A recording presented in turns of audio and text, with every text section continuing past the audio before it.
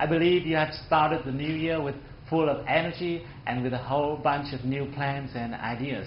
In this video, I'd like to tell you 4 things that all successful language learners keep doing to achieve what they want to achieve. And at the later part of this video, I also share with you a small tip that will help you pronounce English in a better way. I'm not sure what plans and projects you have for this year, but as you're watching this video, I guess English is still a roadblock on your way to success.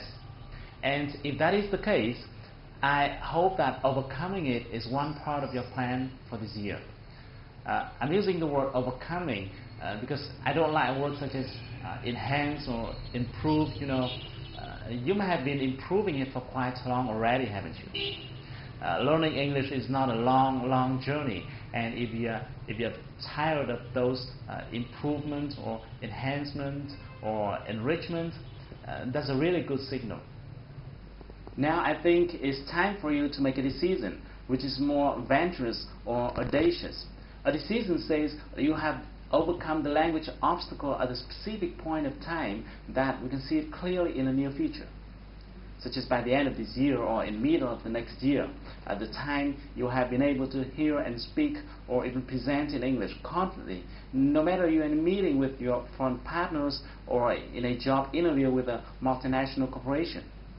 The only one thing which is more important than anything else is your decision. Once you have decided that language is not something that can block you on your way to success, then nothing can stop you. Nothing. For several years, I have been observing many language learners, and I kept wondering why some people can learn faster than others. And I have found that there are 4 things that all successful language learners do. If you're not doing these 4 things, you better do them right now. Number 1, set a goal. Well, it's not new, isn't it? But it's a must. If you don't have a goal, you're not serious. And you need to make sure that your goal must be specific. It must be clear, and this one is important. You must believe in that goal. A goal doesn't make sense if you don't believe in it. Number 2, slice it into small pieces. Make it easy. Make it comfortable. There's a famous question that says, how to eat an elephant? And his famous answer is, just eat it, one bite at a time. You should do the same with your goal. Slice it into smaller goals. Set a specific schedule for each one. It should be so specific that you must be very clear about what you have to do this evening in order to be closer to your goal. And number 3, be ready to face your roadblocks. No matter what kind of goal you are setting for yourself, there will always be obstacles and difficulties. If a journey is too flat, it means the goal you set is mediocre. Big goal always comes along with big obstacles. Your job is to overcome the challenges one by one and stick with it until you achieve your goal. And finally, ask yourself this question: is what I'm doing now getting me closer to my goal? Every time you do something, ask yourself this question. That's a really powerful question.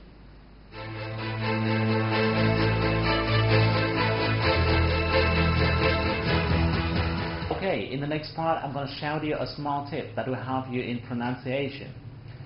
Even if you don't have the need to pronounce the same way native speakers do, I still recommend you to spend a portion of your time practicing pronunciation. Why? Because the truth is, as you have better pronunciation, you will have better listening skill. Think about it. If you could speak the same way native speakers do, would you be able to hear them when they speak? Yeah, it is, isn't it?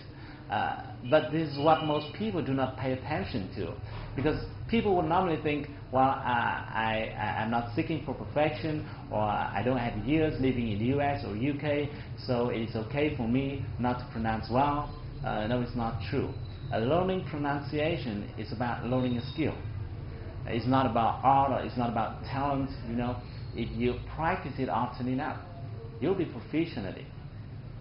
However, more often than not, when you just start out practicing pronunciation, the problem is every time you hear a native speaker produces a new word, you would probably have the feeling of being unclear about what the sound is like. This is absolutely normal because the first time you hear a strange sound, you'll probably experience that feeling. And consequently, you might be tempted to look at the text version of that word, hoping to get a better feeling of how it's pronounced. Even though doing that way may make you feel a bit more confident, but the fact is, looking at the text will likely drive you to pronounce the way which is not really close to the way native speakers do. In other words, the way a word is written may fool you and make it pronounce improperly. The reason is every language has its own way of pronunciation of a certain vowel or consonant. For example, the pronunciation of the consonant G in English, like Google, is slightly different from that of the G in Vietnamese. Or the vowel N in the word man is slightly different from the vowel An in Vietnamese. Therefore, in order to pronounce the way American or English people do, you need to ignore the writing aspect of words. What you should do is to close your eyes, focus into your ears, and to recognize the sound you hear. This is a simple technique that can help you recognize the sound more easily. When you listen to a word, split your listening focus into 3 parts. The first thing to focus into is the consonant of that word. Let's say you're listening to the word change. Focus into the sound ch. You'll find that this sound is similar to the consonant of words like choose or chat or cheer. The second thing to focus into is the vowel of that word. With the word change, this time you try to recognize the sound A. You'll find that this vowel is similar to the vowel of words like gain or rain or lane.